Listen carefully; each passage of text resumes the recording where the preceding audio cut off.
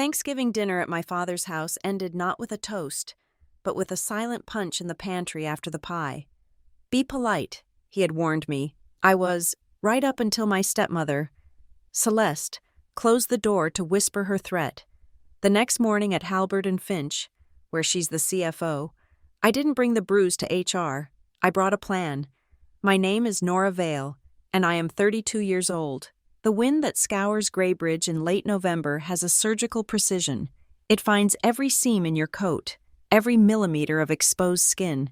Tonight, it was chasing dead leaves down the immaculate sidewalks of Cedar Hollow, the kind of street where house numbers are spelled out in cursive brass, and the silence between homes feels curated. My father's house was a beacon of yellow, buttery light against the bruised twilight, a picture of warmth I knew to be a carefully constructed lie. The bottle of Pinot Noir in my hands felt cold, a dense, heavy anchor of civility. I'd chosen it specifically for its label: inoffensive, expensive enough to be noticed, but not so much as to seem like I was trying. Every interaction in this house was a calculation. As I stepped onto the porch, the scent of roasting turkey and cinnamon wrapped around me, a sensory trap designed to evoke a nostalgia I didn't possess for this place. The door opened before I could ring the bell. Celeste Arden, my stepmother, stood framed in the doorway. At 44, she was a masterpiece of controlled elegance. Her blonde hair was pulled into a severe chignon that highlighted the sharp angles of her jaw, and her smile was a thin, blood-red line that never reached her eyes. It was a smile that didn't offer warmth. It assessed value. "Nora, you made it," she said, her voice smooth as polished marble. She took the wine from me, her fingers brushing mine with a chill that had nothing to do with the weather. "Lovely." It was a verdict, not a compliment. I stepped inside, my heels clicking on the hardwood floor. From the living room, the low murmur of conversation. My aunt, my uncle, a few of my father's business acquaintances who had nowhere else to go for the holiday, was the background track to the evening's performance. My father, Archer Vale, emerged from the den, his face arranged into a mask of paternal welcome. He was a handsome man, his silver hair lending him an air of distinction that he wore like one of his tailored suits. He was the chairman of the board at Halbert and Finch, a title that was the sun around which our entire family system orbited. He hugged me, a brief, papery embrace that smelled of scotch and expensive cologne. As he pulled away, he leaned in, his voice a low, urgent whisper against my ear. "Be polite." The words were a familiar pressure point. I felt the sharp, metallic taste of a dozen unsaid retorts on my tongue. Polite was my default setting in this house. Polite was the armor I wore to survive Celeste's quiet little wars. Polite was the silence I kept when she'd accidentally spilled wine on a report I'd worked on all weekend, or forgotten to invite me to a key project meeting. I swallowed the words, offering a tight nod instead. He squeezed my shoulder, a gesture that was meant to be reassuring but felt like a final adjustment on a set of restraints. Dinner was a masterclass in superficiality. We talked about the weather, about the recent municipal bond issue, about my uncle's new German sedan. The crystal glasses chimed, silverware scraped gently against porcelain, and the conversation flowed around me like a shallow, lukewarm river. I played my part, smiling at anecdotes, asking the appropriate questions, my contributions as carefully measured as the portions of food on my plate. I could feel Celeste's eyes on me throughout the meal, a constant, low-level surveillance. She was watching for a crack, a flicker of dissent, any sign that I was not adhering to the evening's prime directive. The peace held until the pumpkin pie was served. As my aunt was complimenting the crust, Celeste set her fork down with a delicate click. "Speaking of performance," she began, her voice cutting through the chatter, "Archer was just telling me about the Q4 risk assessments. The numbers from your department are looking ambitious. Nora." The air in the room shifted. This was her arena. At Halbert and Finch, a risk management software conglomerate. She wasn't just my father's wife. She was the chief financial officer, my boss. I was a lead data risk analyst, a position I had earned long before she had married her way onto the executive floor. "We're confident in the projections," I said, keeping my tone level. "The modeling is sound." Celeste took a slow, deliberate sip of her water. "Is it? Or is it just another case of an overpaid analyst getting lost in the weeds of theoretical data? Sometimes, a little pragmatism is needed to see the bigger picture." She delivered the line with a gentle, almost concerned smile, as if she were offering sage advice rather than a public vivisection of my professional competence. My uncle shifted uncomfortably in his seat. My father stared intently at his pie, his silence a form of tacit permission. This was how she operated. Small, public cuts designed to bleed my credibility, to reinforce the narrative that I was a liability, a pet project of her husband's that she had to graciously tolerate. "The data is pragmatic," I replied, my voice colder than I intended. "It's the most objective picture we have." Her smile thinned. "We'll see about that during the budget review." Checkmate. She had invoked her power, reminding everyone at the table who held the purse strings, both at home and at the office, the Saad. The conversation quickly sputtered back to safer topics, but the damage was done. The tension lingered, a bitter aftertaste no amount of whipped cream could mask. After the plates were cleared, as guests began to migrate toward the living room for coffee, Celeste touched my arm. "Nora, a hand with the dessert dishes in the pantry?" It wasn't a question. I followed her down the short hallway. The pantry was a small, windowless room, more of a large closet, lined with shelves of canned goods, bulk paper towels, and cleaning supplies. The air was cool and smelled sharply of laundry detergent and dust. She pulled the door closed behind us, plunging the room into the dim, humming glow of a single, bare fluorescent bulb. The light flickered, casting our shadows in sharp, dancing relief against the shelves. She didn't say anything at first. She just stood there, her back to the door. The pretense of the evening stripped away, leaving only the raw, undisguised hostility that simmered just beneath her polished surface. Then she moved. It wasn't a wild swing. It was economical, controlled, a gesture born of long-practiced contempt. Her fist was tight, her knuckles white. She didn't aim for my face. That would be too obvious, too difficult to explain. The blow landed low, on my left side, just below the ribs. It was short, sharp, and brutally efficient, a punctuation mark to her earlier verbal assault. The air rushed out of my lungs in a silent gasp. There was no scream, not even a cry, just a sudden, shocking absence of breath and a white-hot bloom of pain that spread across my skin like a chemical fire. The impact was muffled by my sweater, a dull thud that was swallowed by the enclosed space. I braced myself against a shelf stacked with cans of chickpeas, my fingers digging into the metal. The bulb overhead buzzed, a sound that seemed to drill directly into my skull. Celeste leaned in close, her voice a venomous whisper, the scent of her expensive perfume cloying and suffocating. "Mention this to anyone, and your job is gone. That little department of yours? I will gut it overnight. Remember who signs the checks." I didn't answer. I didn't look at her. My gaze was fixed on the small digital clock on the microwave tucked onto a lower shelf. The green numbers glowed with an absurd clarity in the dim light. 9:17 p.m. My mind, trained to find patterns and log exceptions, seized on it. It wasn't just a time. It was a data point, the timestamp of an event, the beginning of a log file. While my body was reeling from the physical shock, a different part of my brain was already booting up, cold, analytical, and methodical.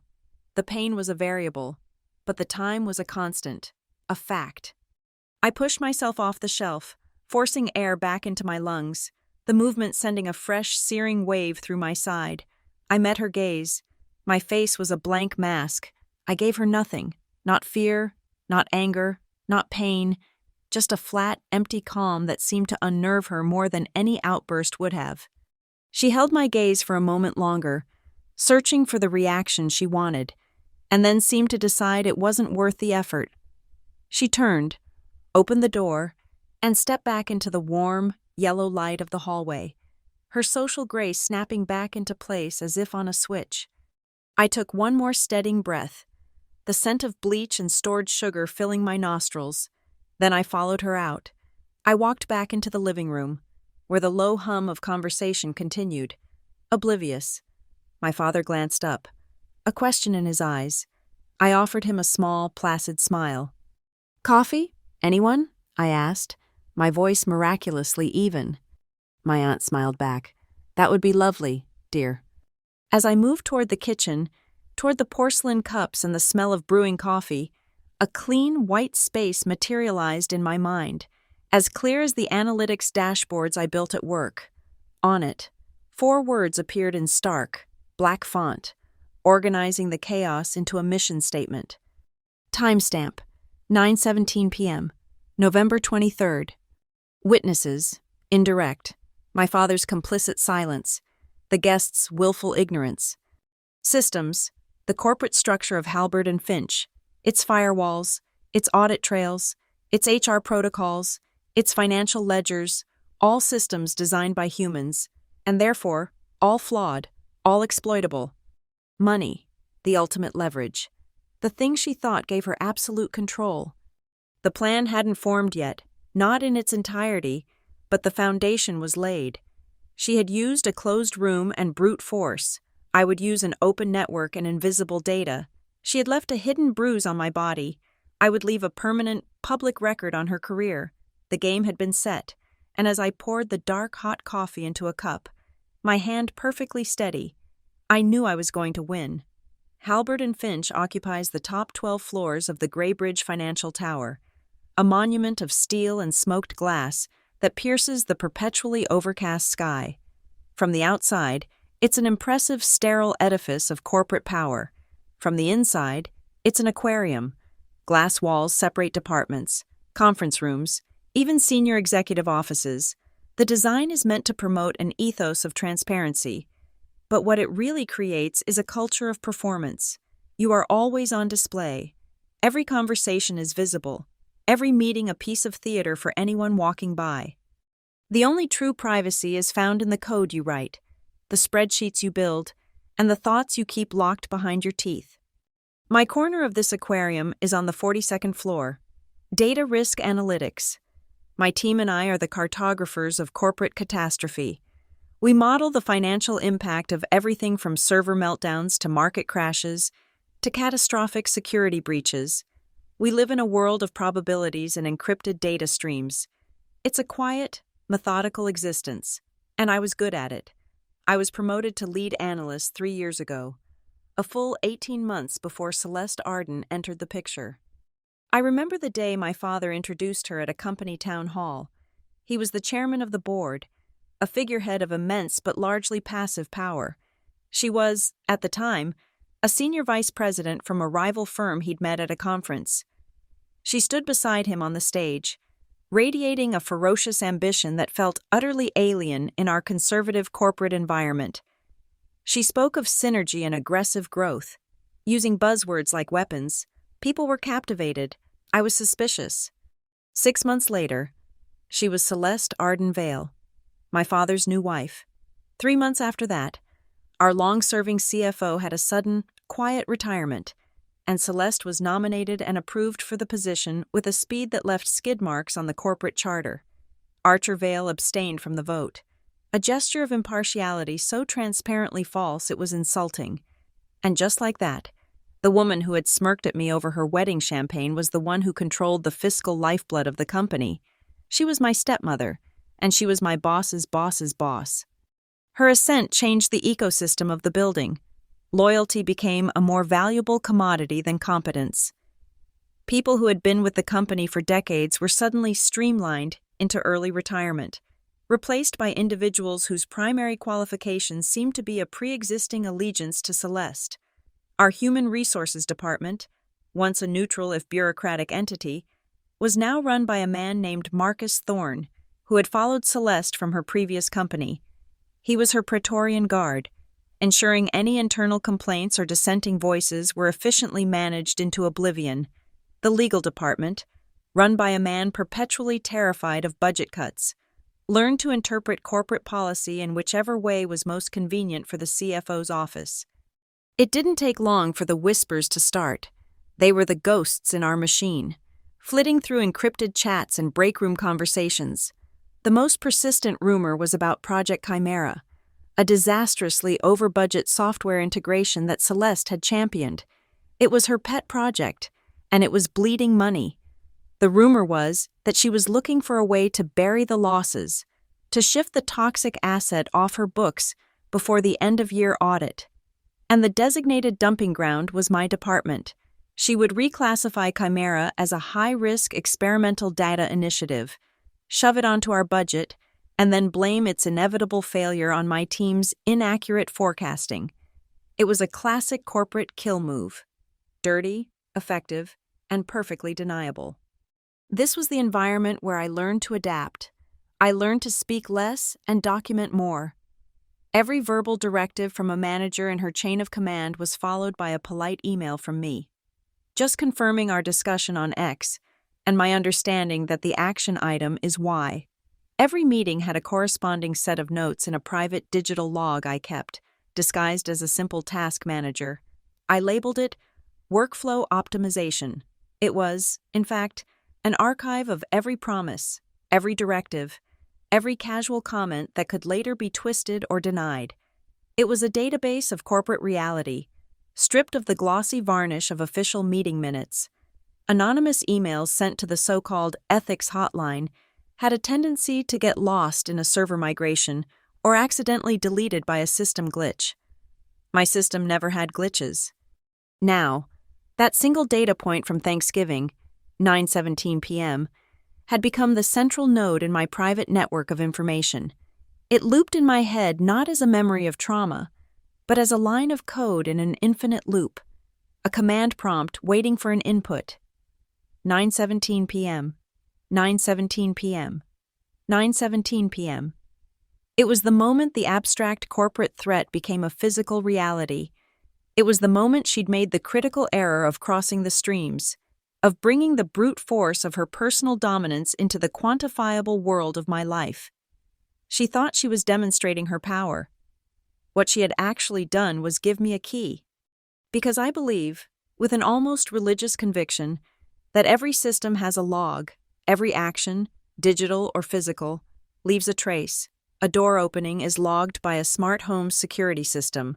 A credit card transaction is logged by a bank. A cell phone connecting to a tower is logged by the carrier.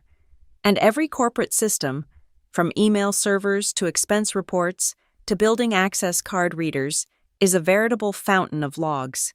They are designed to create a record, to ensure accountability, but they can also be read in ways their designers never intended. Every log file contains patterns, and every pattern has anomalies. Those anomalies, those tiny deviations from the norm, are where the truth hides. Every log has a potential vulnerability, and every vulnerability is a window. Celeste thought her power was absolute because she controlled the official narrative. She controlled HR, the budget, and my father. She could fire me. She could ruin my reputation. She could stand on a stage and say the sky was green, and the entire executive team would nod in agreement. A direct accusation would be my word against the word of the CFO. It would be framed as a family squabble, a disgruntled stepdaughter lashing out. I would be dismissed as emotional, unreliable, destroyed. So I wasn't going to make an accusation. I wasn't going to be a whistleblower. Whistleblowers are martyrs, and I have no interest in martyrdom. I needed to build a case so sterile, so irrefutable, that it would speak for itself. I needed to present a set of data so damning that it would require no emotional narrative from me whatsoever. My testimony would be a spreadsheet. My evidence would be a server log. My pain would be redacted. I would fight her not in the messy, subjective world of human resources, but in the cold, binary world of the audit committee, a place where numbers don't lie, and where timestamps are scripture. She had given me the starting point, the anchor for my query, 9:17 p.m. Now, all I had to do was follow the data trail, and I knew, with the chilling certainty of a successful risk model, exactly where it would lead. The Friday after Thanksgiving was a ghost town at Halbert and Finch. Most employees took the day off, creating a long weekend. I did not. The dull, persistent ache in my side was a physical reminder of my new project, a metronome counting down to a deadline only I could see. The office, hushed and empty, was the perfect laboratory. My hunt began not on the corporate servers, but in the cloud. My father is technologically inept, but loves the aesthetics of a smart home. I was the one who had set up his Vail Family Home app, linking the security cameras, the thermostat, and the motion-activated lights. My credentials were still active as a family administrator, sitting at my desk, bathed in the gray light from the floor-to-ceiling windows. I logged in. The interface was clean, designed for suburban convenience, not forensic investigation, but the data was there. I navigated to the event log. It was a mundane stream of digital life. Front door unlocked, thermostat adjusted, garage door opened. I filtered the timeline to Thursday. November 23rd, I scrolled down to the evening hours. There it was, a neat, emotionless entry. Pantry door, opened. 9:14 p.m., followed by pantry door, closed. 9:18 p.m. A 4-minute window, a digital corroboration of my memory. The system didn't record the punch, but it recorded the opening and closing of the stage. The log was automatically backed up to a secure server, time-stamped and immutable. I exported the log segment as a CSV file, a simple spreadsheet of truth. Next, the wine safe. It was a new, ostentatious purchase of Celeste's, a climate-controlled vault with a biometric fingerprint scanner. She loved showing it off. She had insisted I register my print. In case of emergencies, I never used it, but my access was in the system. I navigated to the safe's control panel within the app. Access log. There, nestled between an entry from my father at 6:02 p.m. and another from the following morning, was hers. Celeste Arden. Access granted. 9:15 p.m. She had gone into the pantry, opened her wine safe, and then closed the door. The data was building a sequence, a narrative of small, verifiable actions surrounding the one action that left no official record. I pieced together the fragments. The motion sensor in the hallway outside the pantry had logged 2 people entering the space and 2 leaving within that 4-minute window. A receipt from the liquor store, which I'd found in the recycling bin before I left that night, showed the purchase of a specific vintage of Sancerre that was now sitting, opened, on the kitchen counter. The exterior camera by the garage, triggered by motion, had captured a grainy, indistinct video at 10:47 p.m. as I was leaving. It didn't show my face clearly, only my silhouette as I walked to my car. One arm held stiffly against my side, individually. These were meaningless data points. A door opened, a bottle of wine accessed, a blurry video, woven together around the 9:17 p.m. anchor. They became a tapestry of circumstantial evidence. I saved everything to an encrypted drive, a ghost file that existed only on my personal partition. With the physical event now bracketed by digital proof, I turned my attention to the aquarium, the real work. Celeste's power wasn't in her fists. It was in her control of the company's finances. I needed to find the rot in her books. I started with the November cost allocation tables for all executive-level departments. It was tedious work, like sifting through tons of sand for a single diamond. I ran queries, searching for anomalies in vendor payments, expense reports, and discretionary fund transfers. For hours, I found nothing. Everything was clean, meticulously documented. Celeste was too smart for obvious fraud. Then I saw it. It wasn't a large amount, not in the grand scheme of a multi-billion-dollar company. A wire transfer for $75,000, classified under external consulting fees. The recipient was a company I'd never heard of, Northgate Compliance, LLC. It was the description that snagged my attention. Vague. Strategic Advisory Services for Q4 HR Policy Review. Human Resources Consulting didn't fall under the CFO's direct discretionary budget. It should have been routed through the HR department's own cost center. This payment was authorized directly by Celeste's office, a tiny deviation from protocol, but an anomaly nonetheless. I ran a search for Northgate compliance on our internal vendor database. The company had been added only 2 months prior.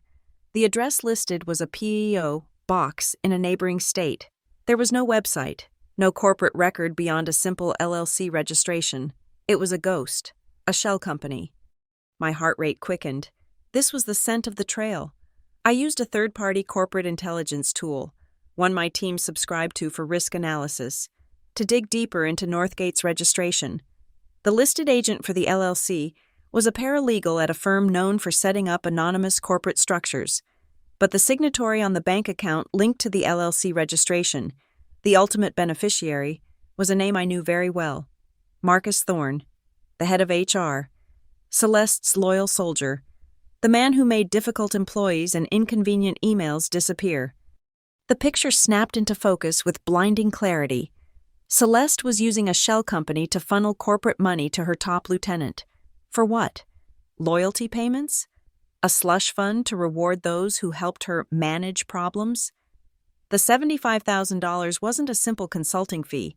It was a bribe, laundered through a ghost corporation and approved by the CFO herself. The same HR department that would have buried my complaint about Thanksgiving was being secretly paid off by the very person I would be complaining about. It was a closed loop of corruption, designed to be impenetrable. I didn't smile. This wasn't a moment of triumph. It was a moment of cold, hard confirmation. My personal injury and this corporate fraud were symptoms of the same disease, Celeste's belief that she was above all systems of accountability. I began to build, on a secure, isolated server space. I created a new analytics dashboard, my own private project. I titled it Project Amber. I started populating it with my findings. I created modules, widgets, and data visualizations. One section detailed the Thanksgiving timeline, embedding the exported logs from the smart home app, the screenshot of the wine-safe access, the grainy garage video, and a high-resolution photo of the bruise on my side I had taken that night, its metadata clearly showing the time and location.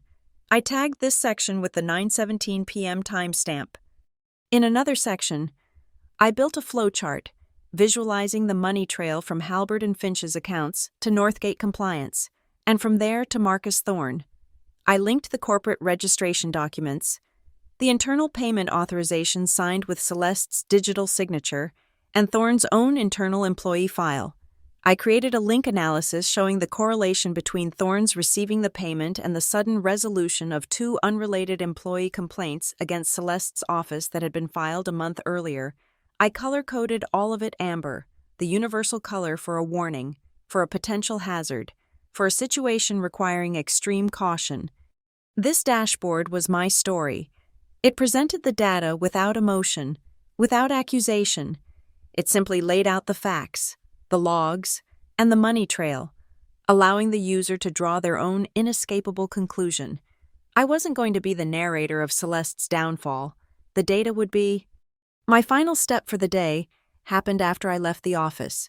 I drove to a specialty electronics store in a strip mall across town. Inside, under the hum of fluorescent lights, I purchased a small, sleek, and utterly innocuous-looking ballpoint pen. It wrote in smooth black ink, but it also contained a high-fidelity microphone and 64 gigabytes of memory. In the fictional state of Ashfield, recording a conversation is legal as long as one party consents. I would be that one party. My goal wasn't to send Celeste to prison. The wheels of the justice system turn too slowly, and the outcome is never certain. A public trial would drag my family through the mud and position me as a vindictive daughter. No. My objective was more precise, more surgical. I wanted to see her stripped of her power in the one place she valued it most. My target audience was not a jury of her peers. It was the 12 members of the Halbert and Finch Board of Directors. They didn't care about family drama, but they cared, deeply, about financial impropriety, conflicts of interest, and the kind of liability that could trigger a shareholder lawsuit. I wasn't building a criminal case, I was building a corporate execution. And this pen was the final piece of my data collection toolkit. Monday morning arrived with the sterile, artificial brightness of the office lights. The weekend had done nothing to dull the ache in my side. It had only sharpened my focus. At precisely 8:03 a.m., my team was gathered in Conference Room 42A, a glass box overlooking the steel-gray expanse of the city. Celeste had called the meeting herself, a rare occurrence that had set my entire team on edge. She swept in, a vision in a charcoal gray suit that probably cost more than my first car. She was smiling, that polished, predatory smile. Marcus Thorne from HR and a junior lawyer from the legal department, a man named Peterson, whose face was permanently etched with anxiety, flanked her like nervous acolytes. The new pen, my silent witness, was clipped to the inside pocket of my blazer, its weight a small, reassuring pressure against my chest. Celeste took her place at the head of the long, reflective table. She didn't sit. She presided. "Good morning, everyone," she began, her voice a warm, honeyed confection. "I wanted to start the week by touching base with this team personally. I know sometimes it can feel like the executive floor is a world away, but I want you all to remember that here at Halbert and Finch, we're one family." The irony was so thick I could taste it. Family. The word hung in the air, a grotesque echo of the holiday that had ended with her fist in my ribs. I kept my expression neutral, my hands resting calmly on the table. She continued, her tone shifting to one of grave sincerity. "And as a family, we share in our successes, but we must also be realistic about our challenges. As you know, your department has been spearheading a number of high-risk, long-term data initiatives." She paused, letting the weight of her words settle. This was it, the narrative she'd been building. While I applaud the innovation, my primary responsibility as CFO is to the fiscal health of this company and to our shareholders. After a thorough review of the Q4 projections and the preliminary risk assessments from these projects, I've had to make a difficult decision. Another perfectly timed pause. She scanned the faces of my team, who were now looking at each other with dawning apprehension. "Effective this quarter," Celeste announced, her voice now crisp and authoritative. "All performance-based bonuses for the Data Risk Analytics Department will be suspended. We need to divert those funds to mitigate the potential losses from these ambitious ventures. It's a matter of corporate responsibility." A stunned silence fell over the room. For my team, bonuses were a significant part of their compensation. This wasn't just a cut. It was a punishment, a public declaration that their work was not only undervalued, but considered a liability.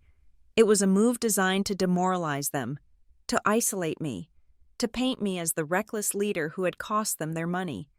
I let the silence stretch for a beat, feeling the resentment and confusion begin to curdle in the air. Then I spoke.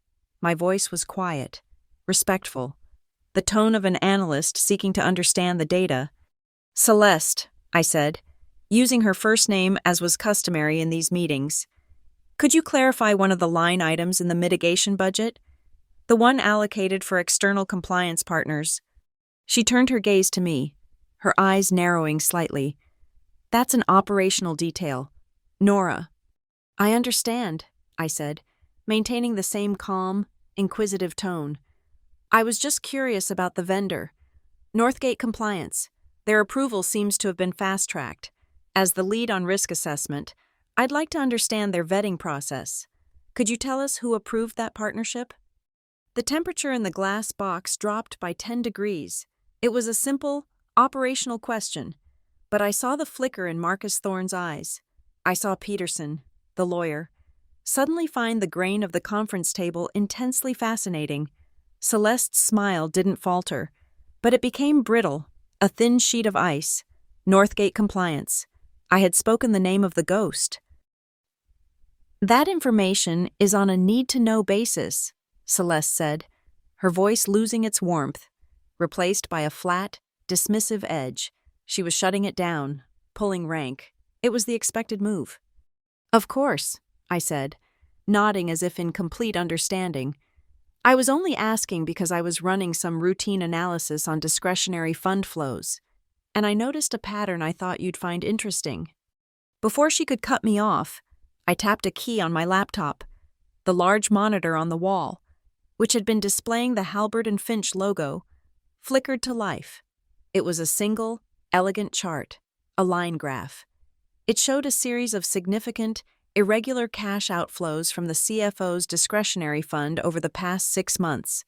Plotted against it, on the same timeline, was another set of data points, represented by simple amber dots. The dots corresponded with dates of Celeste's private, off-site meetings, gleaned from a shared executive-level calendar, dates of her weekend trips, taken from her corporate travel filings, dates of certain internal complaints being resolved by HR. The chart had no title, no labels, no legend. It mentioned no names. It drew no conclusions. It just presented 2 sets of data on the same timeline: money moving out and the CFO's private activities. The correlation was undeniable, a silent scream of data. To an outsider, it was meaningless, but to the 3 people in this room who mattered, Celeste, Marcus, and Peterson, it was a confession. Marcus Thorne cleared his throat, a dry, rasping sound.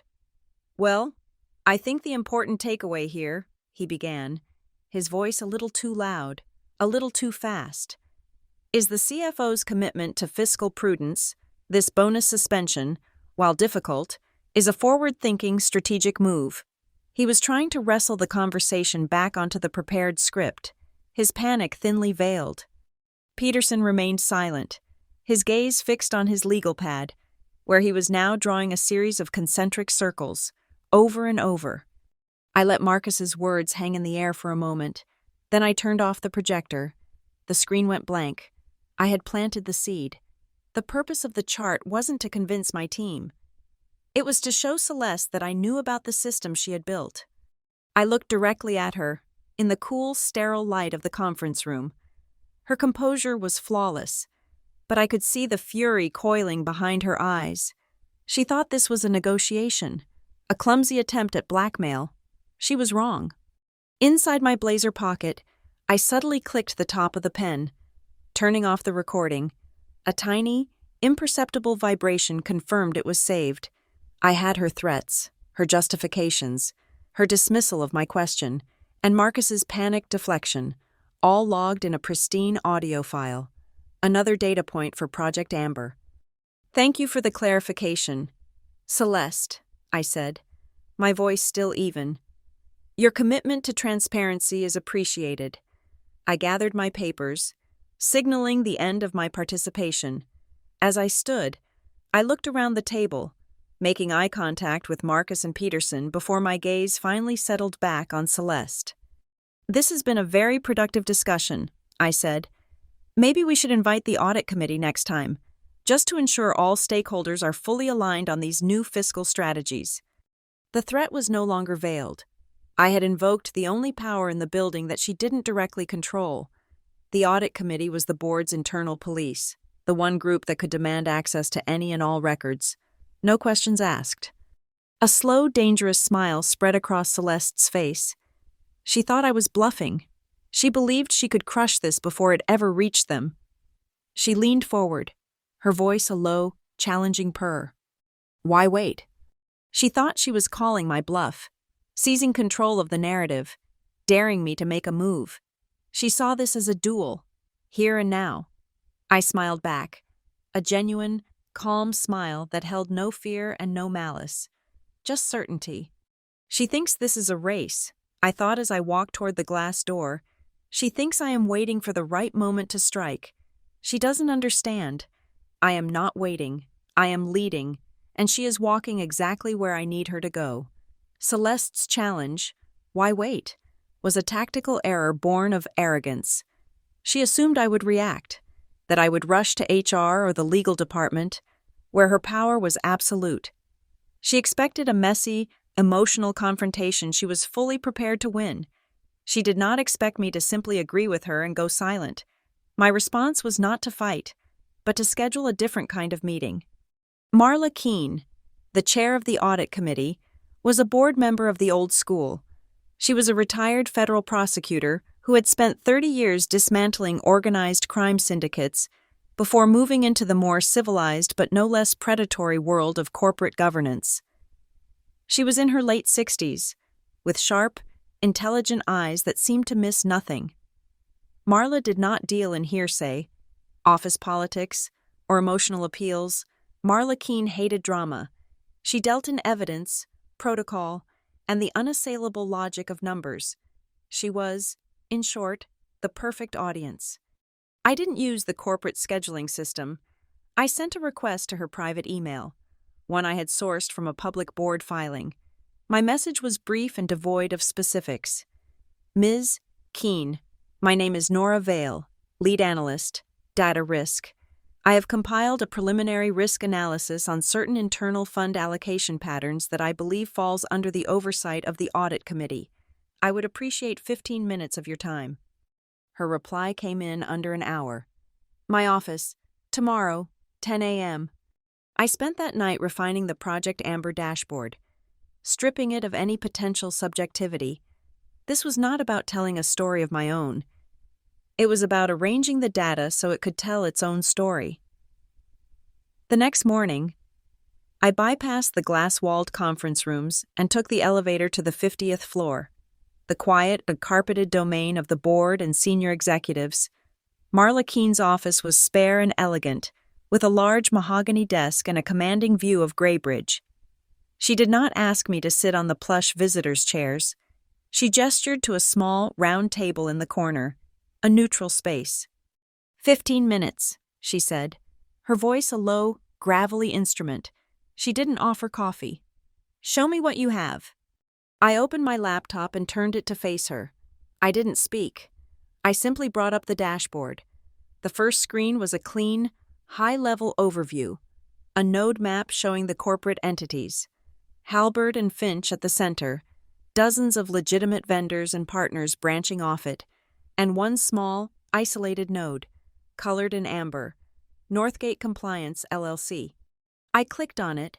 The screen changed to the money trail visualization, the $75,000 wire transfer, the digital signature of Celeste Arden, the shell company's registration, and the final destination in an account belonging to Marcus Thorne. I had cross-referenced the account with Thorne's payroll direct deposit information, showing a definitive match. I included links to the source documents for each step, each one a verified, internal record. Marla leaned forward, her eyes scanning the screen with an intensity that was unnerving. She used my mouse, clicking through the embedded documents, her movements precise and economical.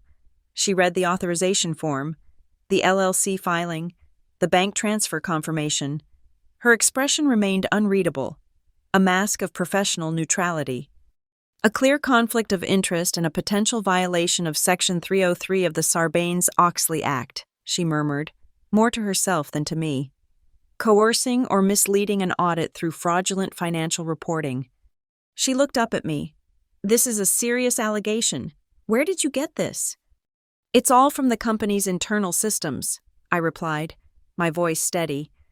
Standard financial records and vendor logs. The pattern became visible when running a cross-functional anomaly detection query. Next, I navigated to a different tab on the dashboard. It was a timeline. It showed Celeste's corporate calendar, her expense reports, and her building access logs, and on that timeline, I placed a single, unexplained data point, a small amber flag planted on Thursday, November 23rd, at 9:17 p.m. There's one more anomaly I'm unable to reconcile with corporate activity, I said, my tone purely analytical. On Thanksgiving, a company holiday, the CFO's personal home security system, which is linked to her corporate mobile device, logged a series of specific, time-stamped events confined to a non-work area of her home.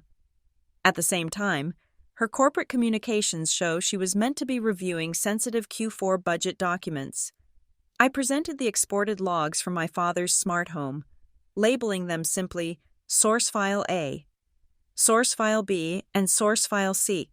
I included the grainy garage camera footage. The discrepancy between the logged physical event and the stated professional obligation presents a potential gap in executive oversight. A personal matter appears to have taken precedence over a fiduciary one, creating an undocumented and unaudited liability. It's an alibi for work she claimed to be doing, on a day she shouldn't have been working at all. I never used the word pantry. I never used the word punch. I framed a violent assault in the sterile, passionless language of risk management. It was a discrepancy, a gap, an undocumented liability. The bruise was a photograph in a file, its emotional context stripped, presented only as metadata-verified evidence that something had happened in that time window. Marla Keene stared at the 9:17 p.m. flag on the timeline for a long time. She looked at the photo, at the logs, and then back at the Northgate money trail. She was connecting the dots, seeing the pattern of behavior, impulsive, reckless, and abusive of power in both the corporate and personal realms. She was seeing a profile of a CFO who believed herself to be untouchable. Finally, she leaned back in her chair and looked at me, her gaze sharp and penetrating. She wasn't looking at a victim, she was looking at a data analyst. "Data doesn't gossip, Ms. Vale," she said. It was the highest form of praise she could offer. It was an acknowledgement of my method and a validation of my evidence. "No, Ms. Keene," I replied. "It doesn't." "Leave this with me," she said, gesturing to the laptop. "I want to port this dashboard to a secure audit committee server, directly, no network transfer." I nodded, pulling a small, encrypted solid-state drive from my pocket. "It's all here, the source files, the dashboard framework, and the raw data logs." She took the drive without another word. The meeting was over. It had lasted 12 minutes. As I left her office, I felt a sense of calm precision. The first move had been made. That afternoon, Marla's office sent a quiet, internal request to the IT archives for all payment records related to Northgate compliance. It was a preliminary inquiry, flagged as a routine spot check, but it was the first official step. It bypassed Celeste's authority entirely. The investigation had begun, silently, in the one corner of the company she could not see. To provide Marla with the formal justification, she would need to escalate. I made my next move. Using an anonymous, encrypted email service from a public library computer miles from my apartment, I sent a message to the official audit committee whistleblower hotline. The email was short and to the point. To Audit Committee Oversight. From a concerned shareholder, subject. Inquiry regarding vendor payments. Northgate Compliance, LLC. I wish to draw the committee's attention to a series of payments made to Northgate Compliance, LLC, authorized by the CFO's office. A review of this vendor's corporate structure suggests a potential conflict of interest involving senior personnel in the Human Resources Department. I trust the committee will exercise its due diligence in investigating this matter to protect shareholder interests. The email contained no threats, no hyperbole, and no mention of my name. It did not mention Thanksgiving. It was a sterile, corporate-sounding tip that gave Marla the political cover she needed. Now, it wasn't just her own initiative. She was responding to a formal complaint.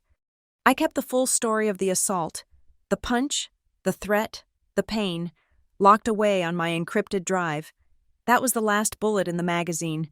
The Northgate financial scandal was the first line of attack. The goal was to dismantle Celeste's defenses, to strip her of her allies. Marcus Thorne was her shield, the head of the HR department that protected her from consequences. By exposing the money trail between them, I wasn't just exposing fraud. I was taking away her shield. When a fence is compromised, the grounds are no longer secure. And once Marcus Thorne was gone, once that first wall of protection was breached, the wolf would be alone in the field, with nowhere left to hide. The invitation arrived not as an email, but as a calendar appointment from Celeste's executive assistant, appearing on my screen with an imperious chime. The title was simply Lunch. The location was Vistas, a restaurant on the roof of the art museum, a place known for its panoramic views of the city and its exorbitant prices. It was a power player spot. a glass-encased stage where deals were made and hierarchies reinforced. The location was chosen for its acoustics. The tables were spaced far apart, and the ambient noise of the city below was a distant hum. It was a room designed for conversations that were not meant to be overheard. I accepted the invitation without comment. I knew what this was. Marla Keene's quiet inquiries must have triggered an alert in Celeste's network.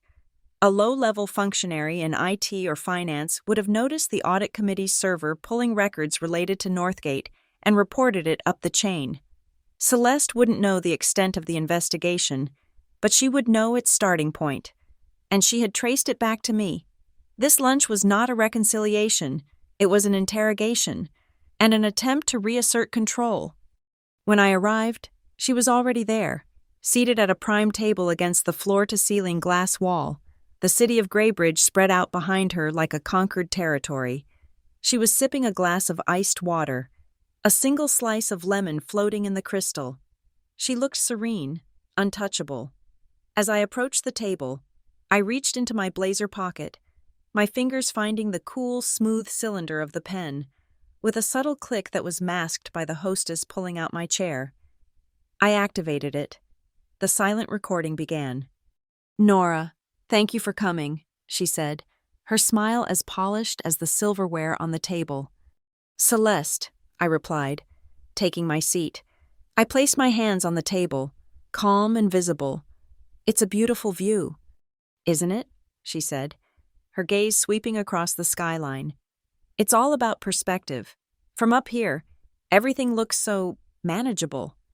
The subtext was clear, from her position of power. My little department, my career, my life, it was all just a detail in the landscape she commanded. We ordered. The waiter, a man who exuded professional discretion, took our requests and vanished. Celeste watched me over the rim of her glass, her eyes analytical, assessing. "You know," she began, setting her glass down with a soft click, "I've been thinking about you, about your career path. You're ambitious. Nora, I see that. It's a valuable quality." The word ambitious was a carefully chosen weapon. In a man, it was a compliment. In a woman, especially one in her position, it was often an accusation, a suggestion of overstepping, of inappropriate desire for power. I did not take the bait. I did not get defensive. I simply corrected her premise with a single word. "I'm accurate," I said. My voice was even, my gaze direct. A flicker of something, annoyance perhaps, crossed her face before it was smoothed away. "Of course, accuracy is the foundation of good analysis. But analysis is useless without a strategy, a vision. You're stuck in the weeds. Nora, you're looking at individual trees when you should be looking at the forest." "Sometimes," I countered gently, "the health of the entire forest depends on the disease you find on a single leaf." Her smile tightened. The small talk was over. She reached into the expensive leather portfolio beside her chair and retrieved a plain, cream-colored business envelope. It was thick. She slid it across the polished white surface of the table. It stopped just short of my water glass. My name was not on it. "I've taken the liberty of exploring some other opportunities for you within the Halbert and Finch Global Network," she said, her voice dropping into a confidential, almost conspiratorial tone. "There's a senior analyst position opening up in our Singapore office, a significant leadership track, better salary, a generous relocation package, a chance for you to manage your own forest, so to speak. Consider it a transfer." It was a bribe and a threat, elegantly packaged as a career opportunity. Go to the other side of the world. Start over. Forget what you've seen. Forget what you know. Take the money and disappear. The envelope on the table was a price tag for my silence. I didn't touch it. I didn't even look at it. I held her gaze, letting the silence stretch. I let it grow until it became a tangible presence at the table. A third guest. I watched the surface of my water glass, which was cold from the ice, begin to fog over with condensation from my breath. A tiny physical record of the passing time. I let the silence become so loud that she was the one who had to break it. "It's a remarkable opportunity," she said, her voice a little sharper now. I leaned forward slightly, lowering my own voice so she had to strain to hear me. I did not speak of Northgate. I did not speak of Marcus Thorne or shell companies. I did not give her the satisfaction of knowing the full scope of my knowledge. I used the key she had given me, the one piece of data that was mine and mine alone. At 9:17 p.m. on Thanksgiving, I said, the words barely a whisper. The effect was instantaneous and profound. It was as if I had reached across the table and touched a live wire. For a half second, the mask of the serene, powerful CFO disintegrated. Her smile didn't just falter, it collapsed. I saw a flash of pure, undiluted shock in her eyes, followed by a surge of cold fury. Her knuckles, resting on the table, went white. It was the first time I had ever seen her lose control, and the sight was as satisfying as it was terrifying. She recovered almost immediately, her face reassembling itself into a mask of icy composure, but the damage was done. I had seen the truth. "Careful," she hissed, the word a sliver of venom. It was not advice. It was a command and a threat. I did not flinch. I held her gaze and tilted my head, a small gesture of curiosity, as if I were an analyst genuinely puzzled by an unexpected data point.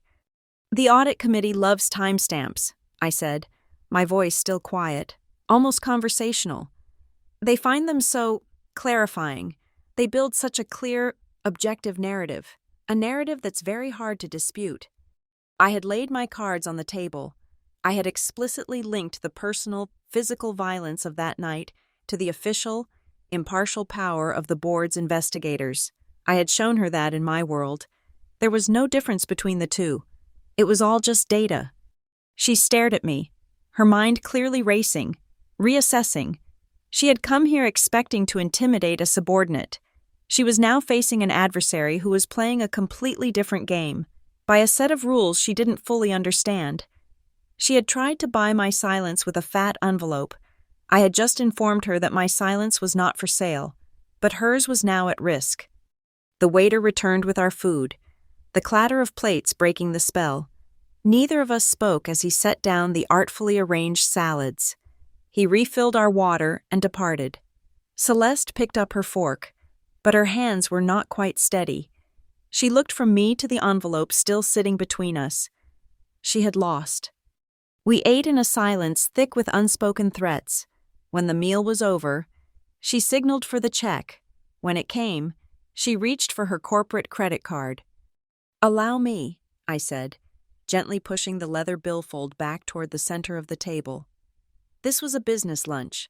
After all, a discussion of internal personnel transfers and fiscal oversight. It should be on the company. I stood up, leaving the bill and the untouched envelope sitting on the table. By expensing the meal, our meeting, this veiled negotiation of bribery and threats, would now become a permanent, time-stamped record in the company's financial logs.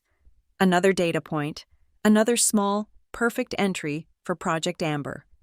"Thank you for your perspective, Celeste," I said. "It's been very accurate."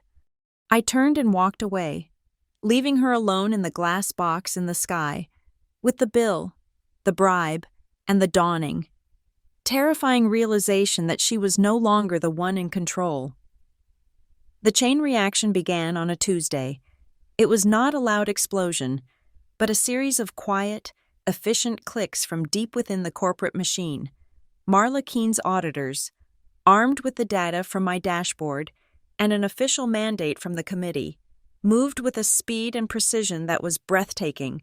They didn't just request files. They imaged servers and mirrored transaction logs.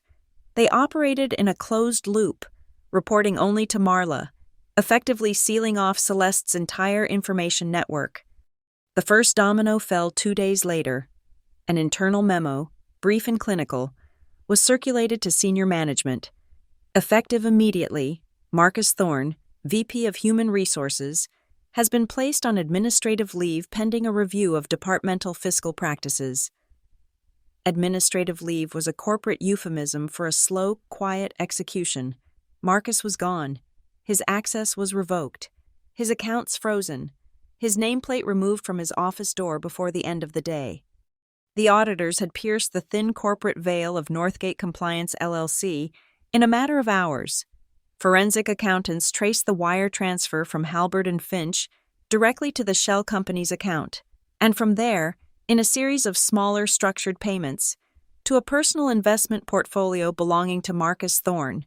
It was a slush fund, a sophisticated system for rewarding loyalty and, as the auditors soon discovered, for financing unofficial employee relations initiatives. The real blow came from the IT forensics team.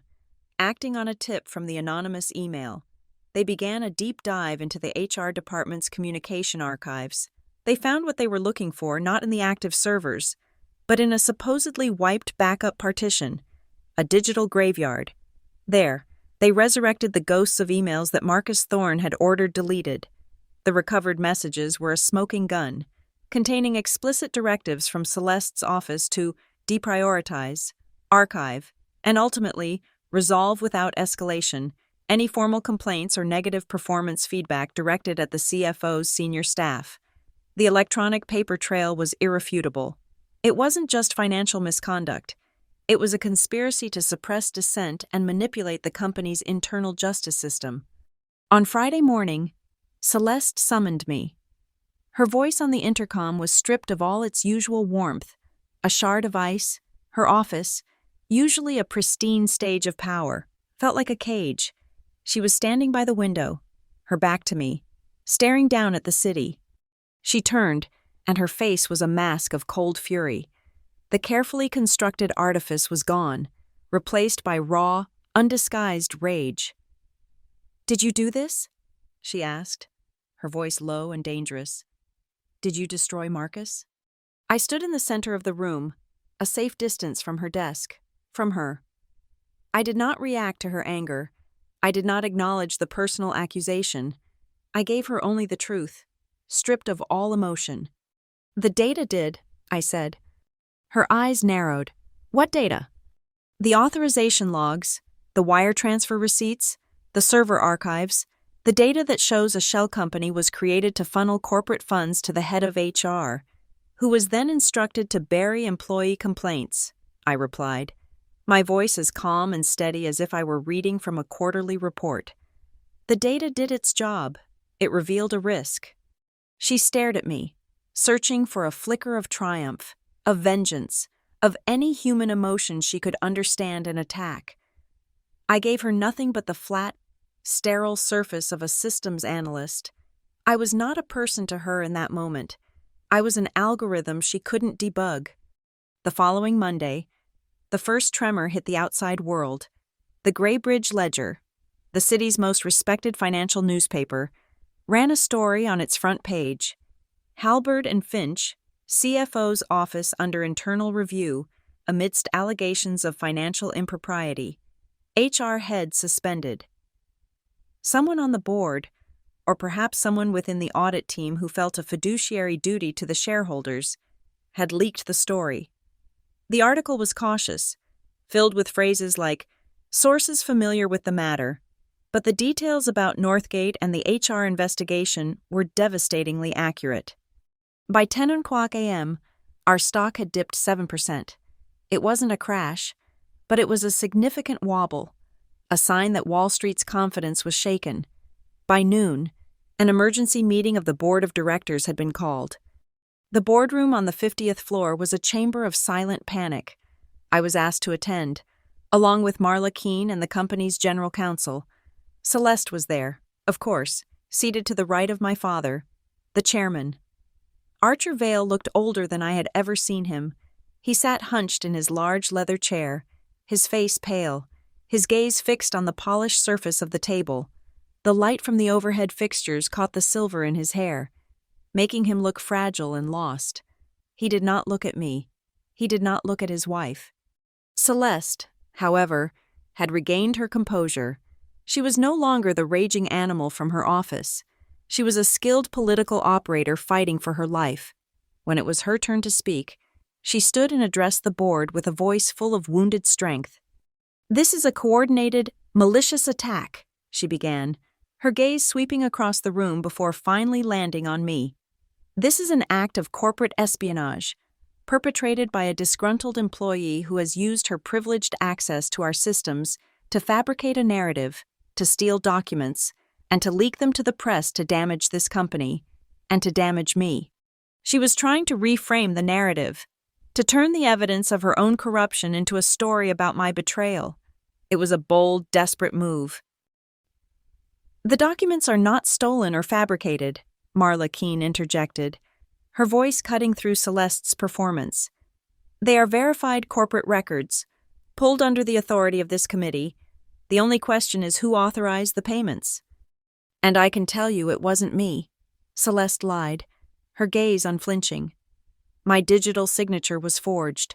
My credentials were used without my knowledge. This is the work of an internal saboteur, of Nora Vale." I didn't move. I didn't speak. I simply met the gaze of the other board members. My father's head sank a little lower. "The system logs show otherwise," I said, my voice clear and steady in the tense silence. "The wire transfer to Northgate was approved from your unique IP address, from your home network, at 11:22 p.m. On a Sunday night. It was authenticated with two-factor verification to your personal cell phone. The system logs are immutable. Are you suggesting the entire digital infrastructure of this company has been compromised?" I had turned her accusation into an indictment of her own competence. If what she was saying was true, then the entire company was at risk. A failure of security that happened under her watch as CFO. The board members exchanged uneasy glances. They understood what I was doing. It was her word against the indelible, time-stamped reality of the company's own systems. Throughout the entire exchange, I never mentioned Thanksgiving. I never spoke of the pantry, or the punch, or the threat. I was waiting. I wanted her to be the one to bridge the two worlds. I wanted her to be the one to tell the board that her relationship with me was not merely professional, to crack open the door to the personal drama she was so desperate to keep hidden, but she didn't. She knew it was a trap. Instead, cornered and furious, she played her final card. "This is insubordination of the highest level," she said, her voice rising. "Her access is a threat. I demand she be placed on immediate administrative leave and an injunction be filed to prevent her from disseminating any more confidential company material." She was looking at my father, at the other board members she had always controlled. She was giving an order. For the first time in a meeting, her order was not obeyed. "That won't be possible," Marla Keene said, her voice flat and final. She slid a thin folder across the table. "Pursuant to Section 806 of Sarbanes-Oxley and our own internal corporate bylaws regarding whistleblower protection, Ms. Vale's status is protected. The anonymous email tip we received, combined with the data she brought to the audit committee, gives her protected status. Any retaliatory action against her, including suspension, would be illegal and open this board to serious civil and criminal liability." A heavy silence descended on the room. Celeste stared at Marla, then at me. Her face a mixture of disbelief and pure hatred. The color had drained from her cheeks. In that moment, the entire power structure of the room had inverted. The legal and corporate systems she had so expertly manipulated to build her empire were now being used as a shield to protect me from her. The rules, for the first time, were not working in her favor. She stood there, speechless, her authority shattered. She had given a command, and it had been denied. She had lost control of the room, and in the cold, unforgiving silence of the boardroom, I knew she had lost everything else, too. The damage control strategy was as predictable as it was audacious. A grand public performance of confidence. Halbert and Finch announced its annual shareholder appreciation gala. Moved up from the spring to the dead of winter. The venue was the grand ballroom of the Kingsvale Hotel, a cavernous space of crystal chandeliers and gilded plasterwork. The message was clear. The ledger story was a trifle. The stock dip a momentary flutter. The company was strong. The leadership was united. The future was bright. It was a lie. Of course, a beautiful, expensive, and utterly transparent lie. The ballroom was filled with a nervous energy. The city's financial elite were all there, sipping champagne and making calculated small talk, their eyes constantly scanning the room. They were sharks who had smelled a drop of blood in the water and had come to assess the health of the animal. My father stood near the entrance, greeting guests with a strained, hollowed-out version of his usual bonhomie. He looked like a ghost at his own party. Celeste was a whirlwind of motion and charm, moving through the crowd in a stunning blood-red dress, laughing a little too loudly, her hand gripping the arms of investors a little too tightly. She was not just attending the party, she was trying to wrestle it into submission. My role for the evening was a surprise to everyone but Marla Keene. I was listed on the program as a keynote speaker, not as a whistleblower, not as an accuser, but as the lead data risk analyst, there to present a new paradigm in proactive risk mitigation. It was a title so numbingly corporate that no one could object to it. When my time came, I walked onto the stage under the glare of the spotlights. A massive screen lit up behind me. I looked out at the sea of faces, a blur of jewels and tuxedos. I found Celeste in the front row, seated next to my father. She was watching me with an expression of pure, condensed loathing. She thought this was my attempt to seize the spotlight, a final, desperate plea for attention. She was wrong. "Good evening," I began, my voice amplified, calm and clear, throughout the cavernous hall. In today's volatile market, the greatest threat to shareholder value is not external competition or market fluctuation. It is unmitigated internal risk, the kind of risk that doesn't appear on a balance sheet until it's too late. Behind me, the screen populated with a complex, color-coded map of the Halbert and Finch corporate structure. It was a web of departments, subsidiaries, and reporting lines. "My team has developed a new diagnostic model," I continued, clicking a remote in my hand. "It moves beyond traditional financial audits to analyze the invisible connections within an organization. Communication patterns, discretionary fund flows, and internal compliance resolutions. It creates a map, not of our hierarchy, but of our behavior." I clicked again. Certain nodes on the map began to glow amber. A line appeared, tracing a flow of money from one glowing node, the box labeled Office of the CFO, to a previously invisible, now flashing red node outside the official structure, labeled Unvetted External Partner. Another click, lines of communication, resurrected from the deleted server archives, appeared, connecting the CFO's office directly to the HR department, bypassing all standard protocols. I never said the name Northgate. I never said the name Marcus Thorne. I didn't have to. The arrows, the glowing red lines, the stark, undeniable data visualizations on the 50-foot screen behind me were telling the entire story. The presentation was a surgical strike, wrapped in the language of a tech demo. I concluded my presentation. This model allows us to see risk not as a number, but as a narrative. And by seeing the narrative clearly, we can act to protect the integrity of this company and the value of your investment. Thank you. There was a scattered, uncertain applause. I had not made a single accusation, but everyone in that room with a stake in the company understood exactly what they had just seen. I walked off the stage and took a seat at a small table near the back, with a clear view of the podium. My father, as chairman, was supposed to speak next, but Celeste put a hand on his arm and stood up instead. She walked to the stage, not with the brisk confidence of before, but with a deliberate, almost regal slowness. This was her counter-move, her attempt to reclaim the narrative. She stepped up to the microphone, the red of her dress a slash of defiance against the dark stage. She smiled out at the audience, a brave, embattled leader. "Thank you, Nora, for that technical presentation," she said, her voice dripping with condescension. She then turned her full attention to the shareholders. "As you know, there have been stories, rumors. In a company of this size, with so many moving parts, complexities arise, hard decisions have to be made, mistakes were made." The classic, cowardly, passive voice confession, an admission that something went wrong, but with no one to blame, It was a textbook crisis management line, designed to sound responsible while being utterly meaningless. From my seat in the back of the room, I stood up. I didn't shout. I didn't need to. The room was already hanging on her every word. I simply asked a question, my voice carrying in the charged silence. By whom? Every head turned toward me. Then, just as quickly, every head turned back to Celeste, waiting for her answer. The question, simple and direct, had shattered her rhetorical shield.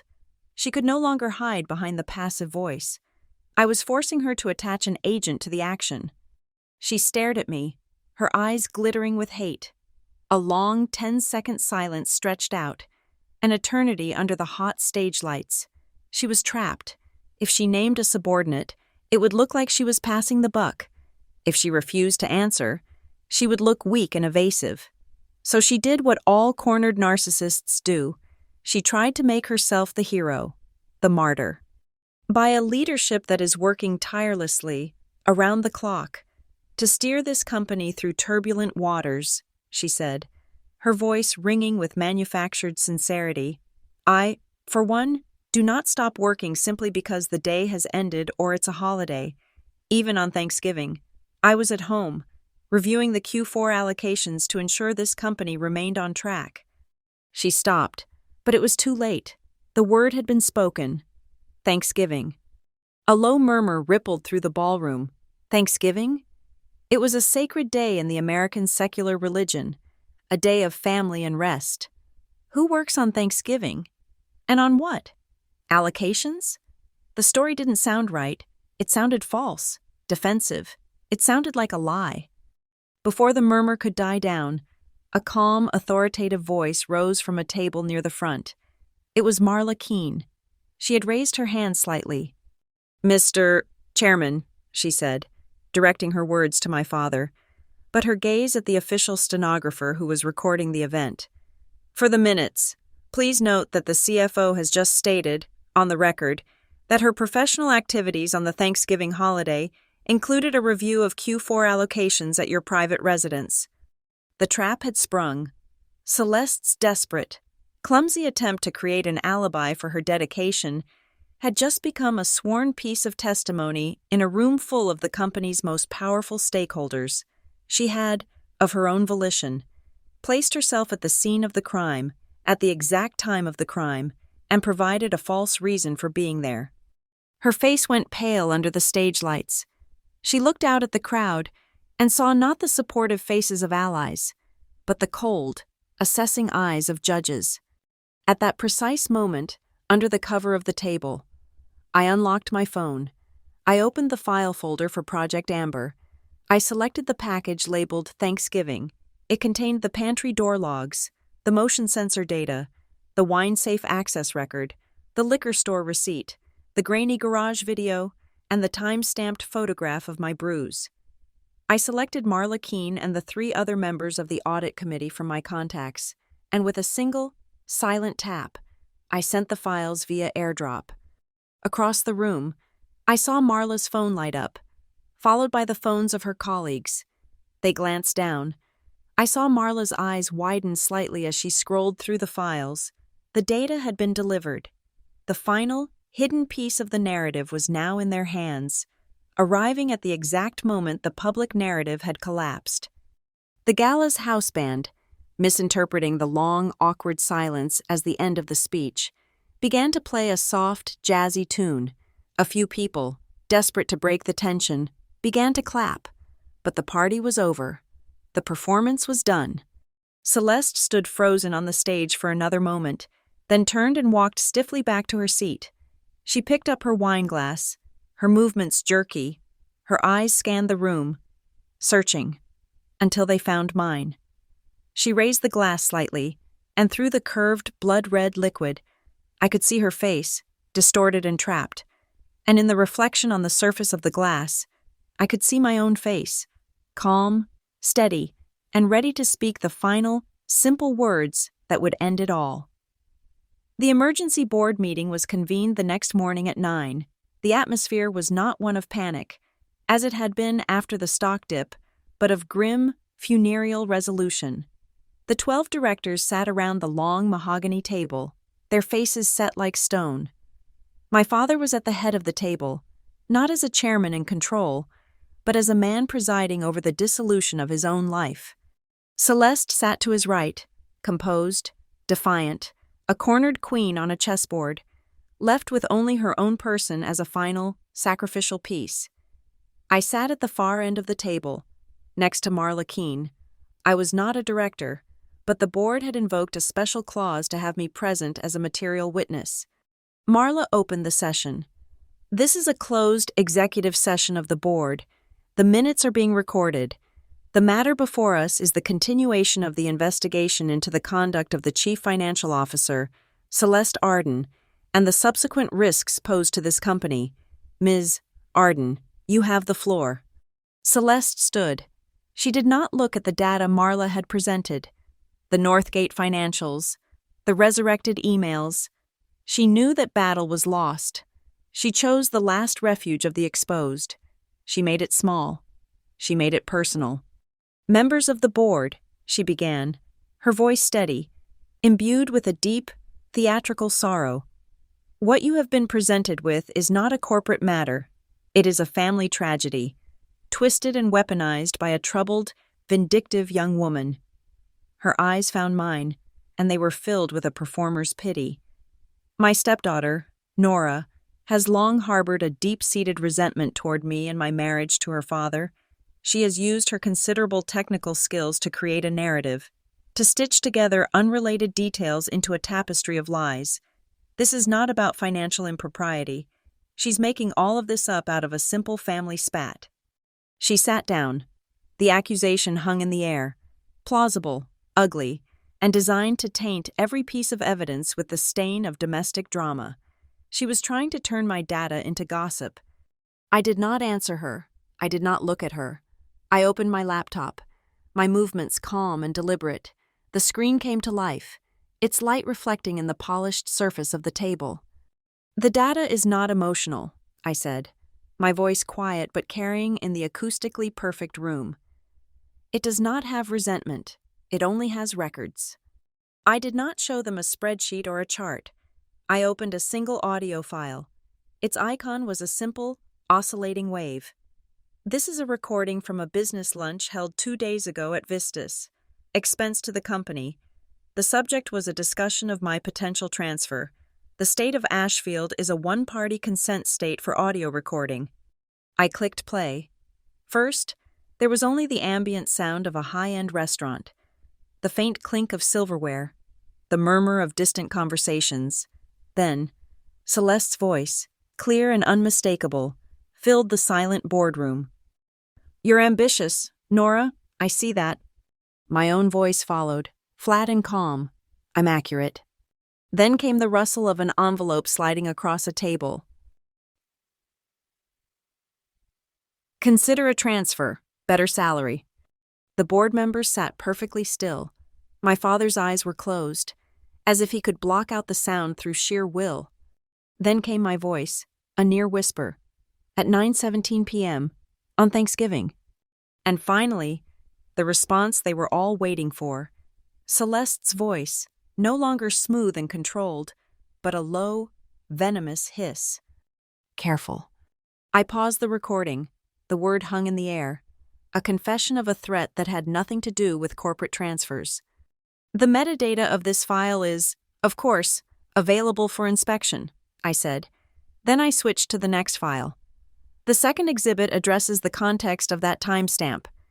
On the screen, a photograph appeared. It was the one I had taken in my apartment on Thanksgiving night.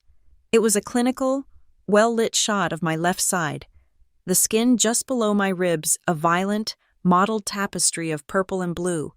It was not a plea for sympathy. It was a piece of evidence. The board members stared at it.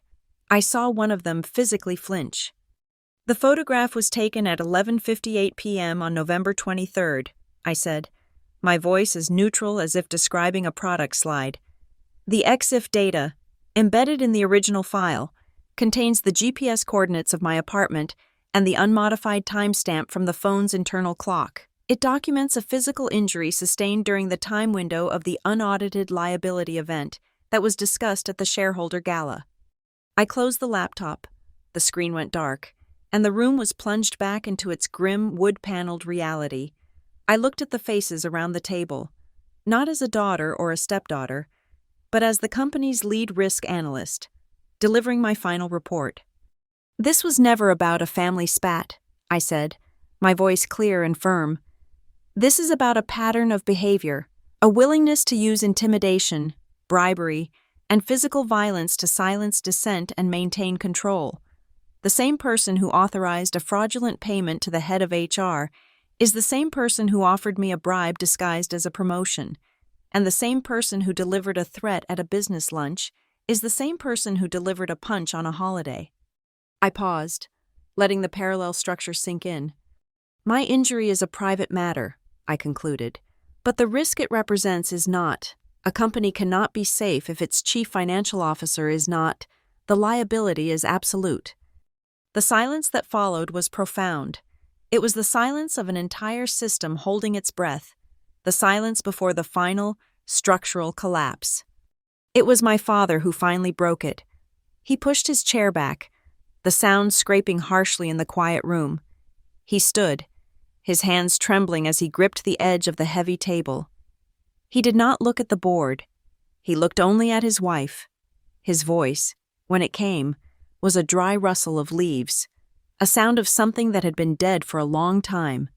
"Celeste," he said, his voice cracking on her name. "Did you hit my daughter?" The question was so simple, so direct, so brutally human, that it stripped away all the corporate artifice. It was no longer about Sarbanes-Oxley or fiduciary duty. It was about a single, terrible act. Celeste stared at him, her mouth opened slightly, but no words came out. The entire room was watching her, waiting. The seconds ticked by, each one a hammer blow against the silence. 1 second, 2, 3. Her face, a mask of defiant fury moments before, began to crumble. 4 seconds, 5, 6. Marla Keene's voice was like a chisel on stone, sharp and precise.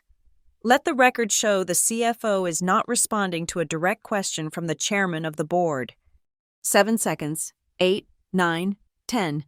Celeste's eyes darted around the room, looking for an ally, an escape route, but there was none. She was trapped in the spotlight of that one. Simple question. 11, 12. The company's general counsel, a man who had remained silent throughout, leaned forward. "Perhaps it would be best if Ms. Arden waited outside while the board deliberates." It was a gentle, professional coup de grace. Celeste looked at my father one last time, a look of pure, venomous betrayal.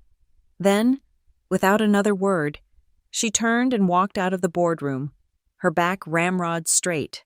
The heavy door clicked shut behind her. The vote was a formality, a quiet, somber ritual. It was unanimous. Marla Keene delivered the verdict.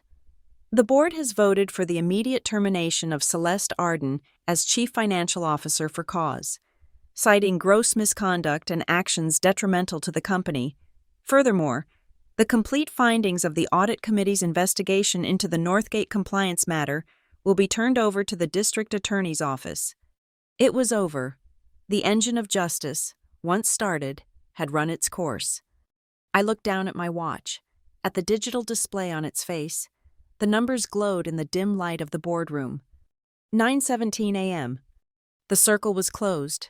The log file was complete. Stepping out of the boardroom was like breaking the surface of deep, pressurized water. The air in the glass-walled corridor was cool and clean, recycled and sterile, but it felt like the freshest air I had ever breathed. The tension in my shoulders, a knot I had been carrying for weeks, began to dissolve. Below, the city of Graybridge was shrouded in a soft, quiet rain. The cars moving on the wet streets were not individual vehicles, but a flow of silver and red light, threads of metallic silk being woven through the gray fabric of the city. I walked to the vast window and placed my hand against the cool glass, feeling the faint, distant vibration of the world moving on. The door to the boardroom opened behind me. It was my father. He walked slowly, his expensive shoes making no sound on the thick, charcoal gray carpet. He didn't look at the city. He looked only at me, his face a ruin of confusion and a sorrow that was, I knew, entirely for himself. "I told you to be polite," he said. His voice was not angry, but weary. The voice of a man who had just watched his comfortable life burn to the ground and couldn't understand who had lit the match. The words were the same ones he had whispered to me on Thanksgiving, a lifetime ago. Then, they had been a command, a restraint. Now, they were just a sad, meaningless echo. He still didn't understand. He never would. He saw the fire, but he refused to see the cause. He saw the broken pieces of his marriage, but refused to acknowledge the violence that had shattered it. To him, the catastrophe was not the punch in the pantry. It was the scene in the boardroom. I turned from the window to face him. I felt no anger, no need to explain or justify. I felt only a vast, empty space where my respect for him used to be. I said. And I had been polite to the members of the board. I had been polite to the data. I had let the facts speak, politely and without emotion. I had allowed the system to do its work, and it had, the impoliteness, the brutality, had all been on the other side. My response was simply its equal and opposite reaction, governed not by passion, but by the cold, clean laws of cause and effect. My phone vibrated in my hand, a single, sharp buzz. I looked down. It was the internal corporate broadcast, the one reserved for urgent, company-wide announcements. The subject line was stark: Executive Leadership Update. The body of the message was even more so, stripped of all corporate jargon, its brevity a testament to the severity of the situation. To all Halberd and Finch employees, from the Board of Directors. Date, December 5th. Subject, Executive Leadership Update. Effective immediately. Celeste Arden has been terminated from her position as Chief Financial Officer. All duties will be assumed on an interim basis by the Office of the Controller. Furthermore, the Board has mandated a series of comprehensive audit and HR reforms, which will be implemented effective immediately to ensure the highest standards of governance and employee welfare. End of message. It was done, etched into the company's permanent digital record. She was gone. I slid the phone back into my pocket. There was no sense of elation, no triumphant surge of adrenaline. There was only the quiet, profound satisfaction of a complex problem solved, of an elegant algorithm running to its correct conclusion. I turned back to my father, who was still staring at me, lost in his own private grief. "I have to get back to my team," I said. It was a dismissal. I walked away from him, down the long, silent corridor. Before I reached the elevator bank, I took out my phone again. I opened the encrypted chat I used with my team. They would have seen the announcement. They would be confused, perhaps frightened, wondering what it all meant. I sent them a single, short message, the only reassurance they needed. Data protects. There would be no speeches, no celebratory drinks after work. Victory was not the point. The point was that the system, when properly illuminated, could be forced to correct itself. The data, when properly presented, was a shield for those without institutional power. That was the only lesson that mattered. As I waited for the elevator, I typed one more message, this one to the email address of the woman who was now, by default, the acting head of human resources. She was a quiet, competent lifer who had been systematically sidelined by Marcus Thorne. She would understand. Subject: Training Recommendation. Helen. Please schedule mandatory corporate-wide training on bystander intervention and reporting protocols for workplace abuse. Let me know if you need my team to pull any data to support the initiative. Nora. It was the first brick in building something new. Revenge was a closed loop, an equation that balanced itself and then ended. This was different. This was about ensuring the conditions that allowed Celeste to thrive could not exist again. The elevator arrived with a soft chime, its doors sliding open. I stepped inside. The doors began to close, but I pressed the button to hold them. On an impulse, I turned and walked back down the corridor, toward Celeste's office. The door was ajar. Her name was already gone from the plaque on the wall, leaving only two small, neat holes in the dark wood. I pushed the door open. The room was already being sterilized. A facilities worker was boxing up the personal items on her desk, but they had missed one thing.